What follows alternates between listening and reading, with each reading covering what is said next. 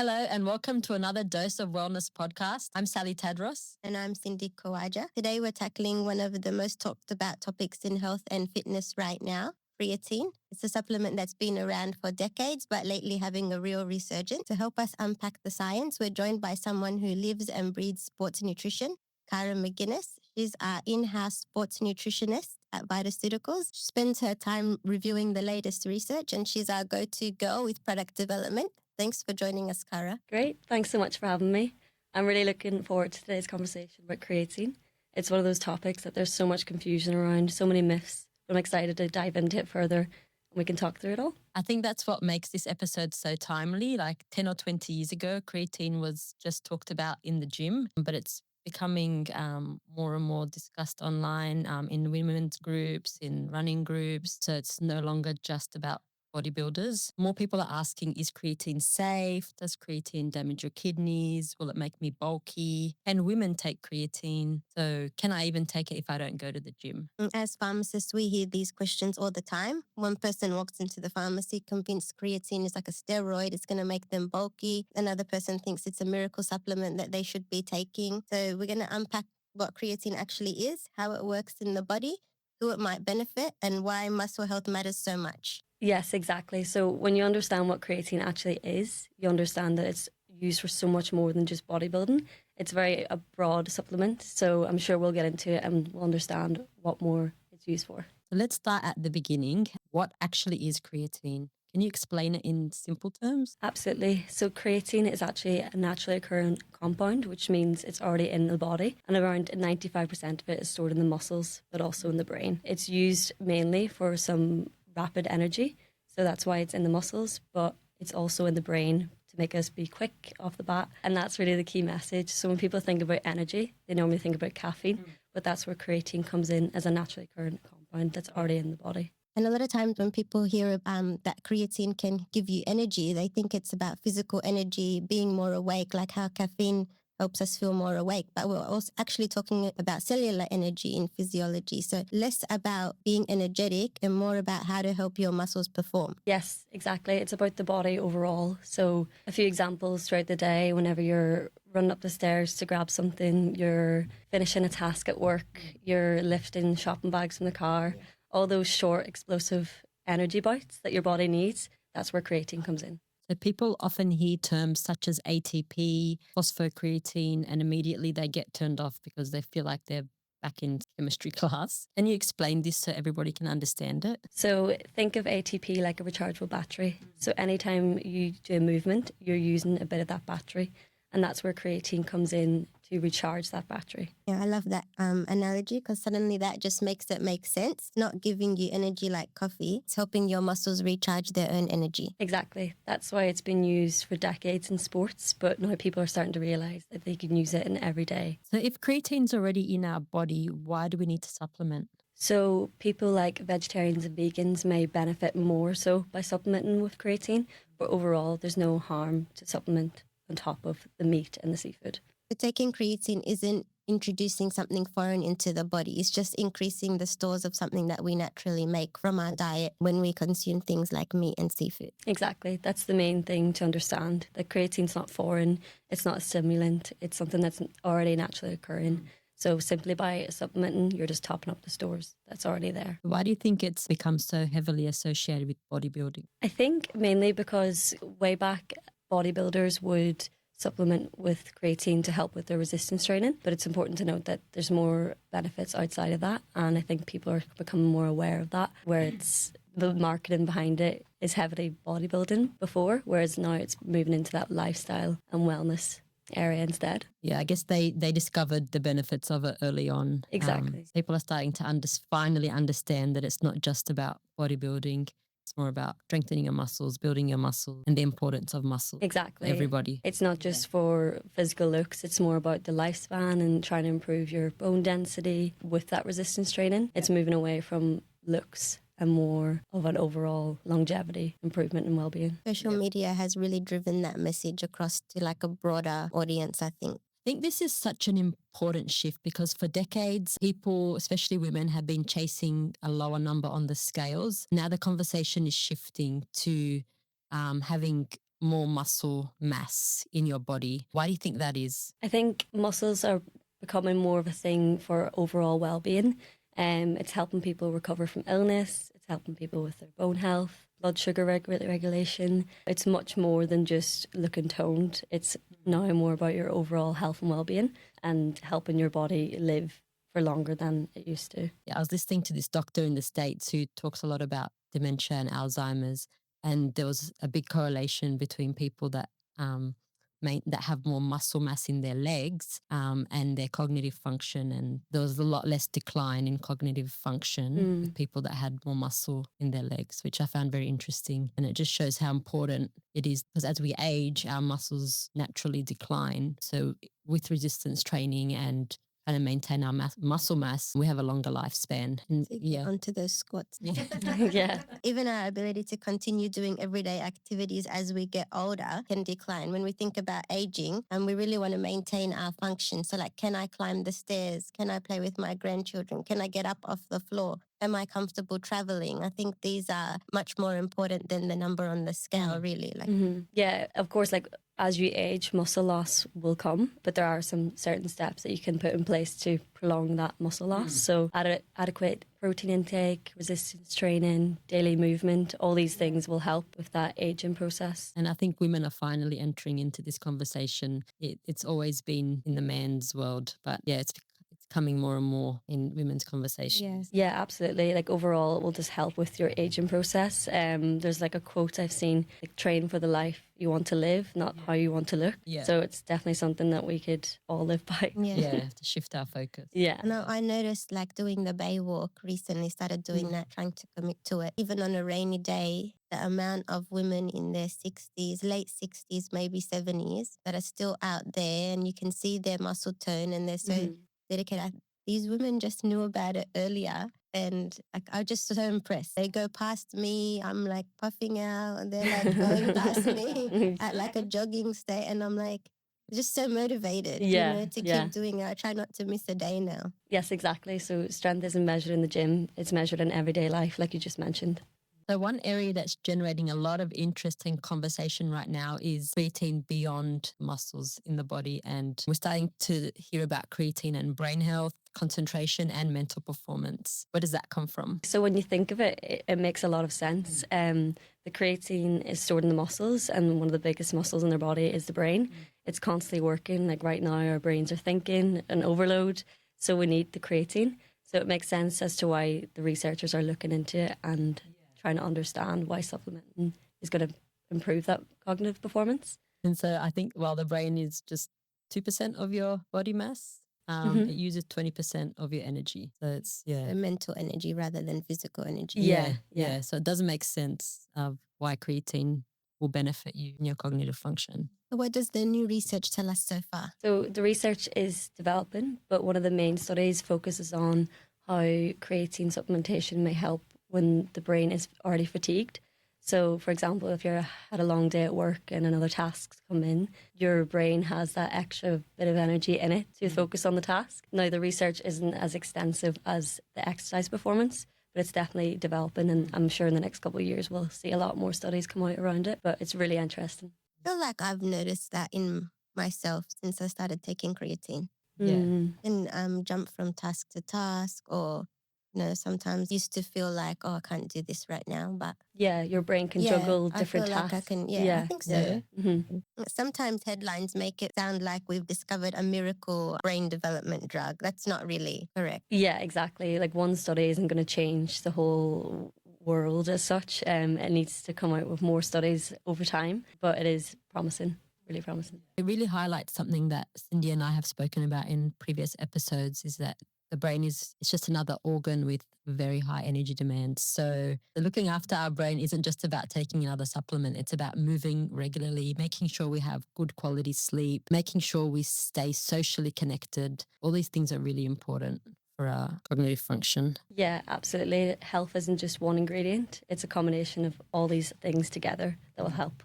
That leads perfectly into another topic that's absolutely everywhere, which is protein. Every supermarket has high protein yogurt, high protein water. Even at Starbucks, you can now opt to have like a shot of protein into your drink. Why has protein suddenly become a huge conversation? Yeah, I think that comes with a mindset shift that everyone's starting to understand how important the muscle is. We're moving away from that culture of how many calories have you burned, things like that, to more like how do you feel, how are you feeling yourself before and after a workout. You're not starving yourself anymore, you're feeding the muscle and giving yourself that benefit of extra muscle in the body. Yeah, I've noticed that in myself. I used to weigh myself really regularly, but now it's like I want to feel stronger. I want to. Yeah, you fuel to perform. Yeah. As opposed to starving yourself. Yeah. And like having more protein helps you feel fuller for longer. So you don't feel like you're starving yourself. Like it is still calories in, calories out when we think about health and nutrition. But I think choosing the right calories, knowing how much protein you're having or being intentional with how much protein you're having can help keep those calories down in a good way. I think people often confuse protein and creatine because they're both associated with gyms. So they get lumped together a lot of the time. Yeah, it's important to know that they're completely different. Protein is made up of amino acids. So essentially it builds and repairs the muscle after a workout or just in daily life. And then creatine is, again, that naturally occurring compound, and it's giving you that energy to thinking about in the gym, lifting extra, giving you that energy to do more. So then combined, they work really well together. I think that's probably one of the biggest misconceptions. People think, oh, I've had my protein shake, I don't need creatine, or vice versa. Yeah, exactly. So imagine it like a house. You're building a house, and protein is the bricks, and creatine is the electricity supplying the tools. So essentially, you need both together. What should people focus on first? If someone says, I've never taken creatine, I've never used protein, I've just joined the gym, where do they start?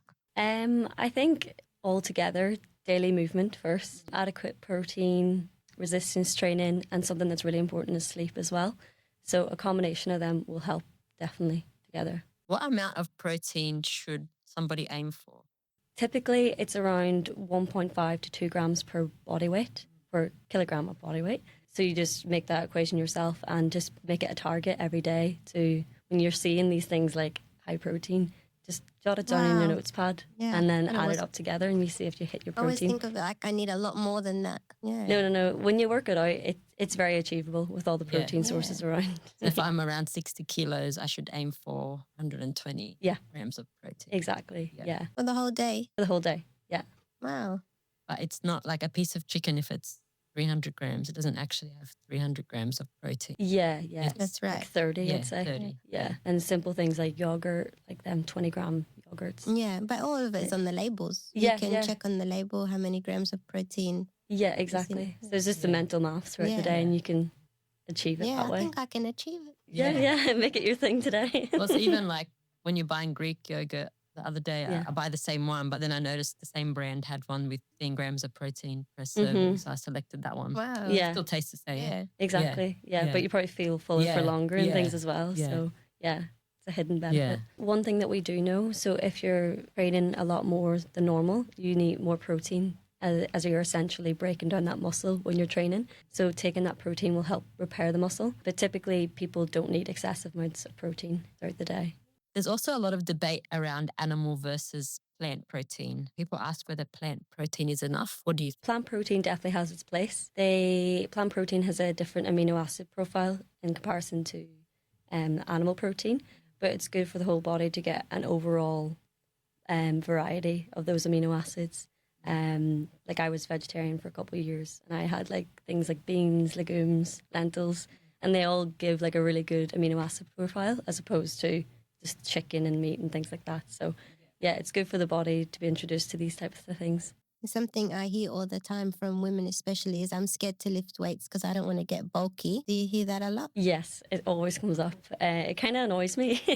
People think one trip to the gym and they're going to automatically be I check my muscles after I do a bit of weight. Yeah, I'd love that to happen very soon. But no, I think building muscle comes over time. Yeah, it's a lot of work, a lot of resistance training, a lot of like eating an overall like blend of different proteins. But overall, it doesn't transform someone into a bodybuilder overnight. And that's such an empowering shift. Instead of asking how much do I weigh, you can now ask how strong am I becoming? Yeah, I'm still lifting like a 3 kilo dumbbell, but I can't wait till I can lift more. Like it's like an I'm achievement. still under 2 kilo. But exactly, it's becoming more about your quality of life and as you age as well, like that independency of being able to walk for longer, lift for longer, it all helps. So yeah, definitely.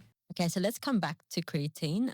One of the questions that I get asked a lot on Instagram is, can I still take creatine if I don't go to the gym? Yes, that's interesting because it shows that people still associate creatine with the gym. But there is research emerging that it's not just for people who's doing resistance training. It's for people who want to mentally perform. You supplement with creatine to help with those short bouts of energy, like for example, running up the stairs, lifting the shopping bags, things like that. So it's not just for people going to the gym, it's for everyday life and helping you like finish that task at work, giving you that overall mental clarity and performance as well. And resistance training doesn't mean joining a hardcore gym. No, it could be anything like Pilates, essentially just lifting. It doesn't have to be weights. It doesn't have to be dumbbells. It could be anything really that is movement. Like for the body. resistant bands and... Yeah, exactly. Yeah. It doesn't have to be heavy. There's so many weights. videos now online that you can just follow that just take 10 minutes a day. Yeah, over time, exactly. doing something consistently that's helped to build your overall muscle. Yeah, it's far Yeah. more accessible to people now. You could just quickly go Yeah. online and do a That's workout. reassuring because some people hear resistance training and then just imagine those huge barbells. Scary. I always imagine them falling on me. So strength training should be appropriate to your age. For one person, that could be lifting a really heavy dumbbell. For another person, it might be just bodyweight squats. So it's really dependent on the person and the age. Let's get into probably one of the biggest reasons people are hesitant to take creatine. If you type creatine into Google, people are searching things like, is creatine safe? Does creatine damage your kidneys? Can you take creatine every day? What are the downsides of taking creatine? Where do you think all of these concerns come from? Yeah, I think there's two reasons. The first one being that creatine's been about for so long. So like anything, people are going to have talk about it and try to understand it. And then the second reason will be social media. So I know myself, I go on TikTok and I see these headlines like creatine's damaging the kidneys, when in fact it's not.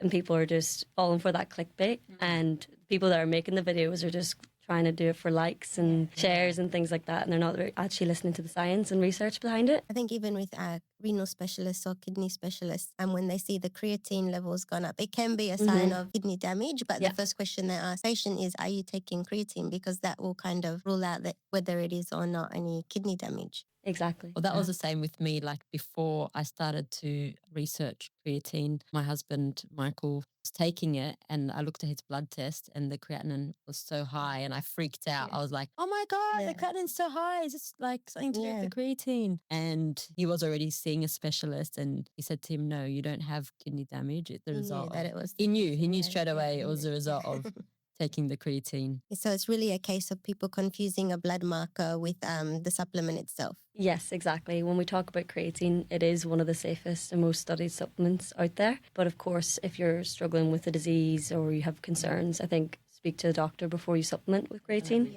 Yeah, we never want listeners to self-diagnose and assume something is great for everyone. Like everything should be in consultation with your health professional, whether that's your doctor or your pharmacist or your nutritionist. Exactly. Yeah. It's not a one size fits all. Is it? Yeah. Another question that's coming up a lot on our Instagram as well is if creatine is causing bloating. And a lot of people are commenting that they have noticed they have a bit of bloating. Where does that come from? Yeah, this one's a funny one because I always hear it as well. Essentially, when you supplement with creatine, it's the muscle's going to hold on to water. So you will get that water retention. Something I recommend a lot to my friends and people I know taking it is just to increase their water intake by a litre. And that should essentially help the body hold on to the creatine but not make you feel bloated as such. Yeah, it's definitely one thing that people notice when they're taking creatine for the first time. But it's important to take that extra glass of water while you're taking it. Important to just be aware that it's not weight gain. Exactly, yeah. People often confuse water weight with actual weight. Especially those that are weighing themselves every morning. Yeah. And they're like, I gained 2 kilos from, like, you can't gain 2 kilos from yesterday. Yeah. That's water retention. Yeah, it's just your muscles holding on to that water. Yeah. think it's important to understand what the weight actually is on the scales. When people stand on the scales and see the numbers go up, that's just water retention. It's not actually weight gain. I actually love that because people are actually shifting now from those kilograms on the scales. Yeah, definitely. It's moved away from that and it's more focused on overall strength, fitness, mobility. It's not just the number on the scales. What about creatine loading? Some people think that it's beneficial to take a huge amount of creatine at the start. What do you think about that? Essentially, all it's doing is making the muscles more saturated quickly. So people are just taking more than 5 grams a day to saturate the muscle, whereas you'd achieve that anyway if you take that 3 to 5 grams a day. It's just a bit longer. So it depends what you're looking for. If you want to do it quickly, I'd recommend loading if you're happy with the time. Okay, so it's Yeah. optional. It's optional, yeah. All right, Cara, time for my favorite segment, rapid fire myth busting. I'll read the myth and you tell us exactly if it's a myth or a fact. Creatine is basically a steroid. That's false. So creatine's actually a natural occurring compound in the body. It's not an anabolic steroid. Myth 2. Creatine is only for bodybuilders. Definitely false. There's a common misconception around creatine and for bodybuilders. It's actually for everyone. It's not just for bodybuilders. Creatine causes hair loss. So there was one small study that suggested changes in a hormone associated with hair loss, but it didn't actually measure hair loss. So I think that's where the misconception come from. Myth 4. If you stop taking creatine, you'll lose all your muscle. False. If you stop taking creatine, you're not automatically going to lose muscle. I think it comes over time. If you stop resistance training, eventually you will lose your muscle that you gained. Older adults don't need to think about muscles. Definitely false. I think muscle becomes increasingly more important as we age to help with that overall quality of life. And myth 6. Creatine replaces exercise. Absolutely not. I think no supplement replaces exercise, resistance training, and good nutrition.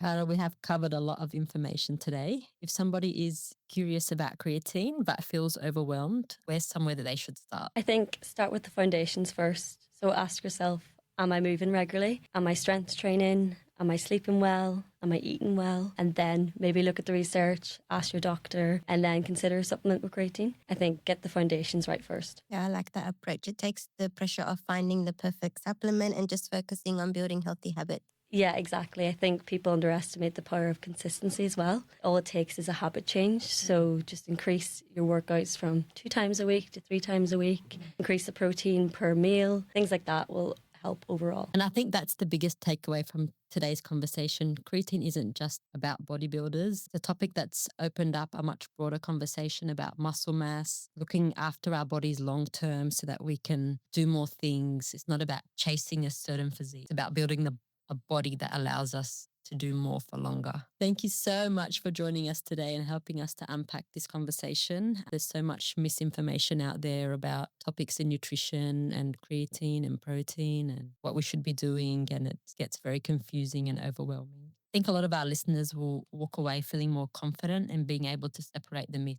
from evidence. Yeah, great. Thanks so much for having me. It was a great conversation. Hopefully we've cleared all things up about creatine and we've encouraged people to think about their muscle health as well.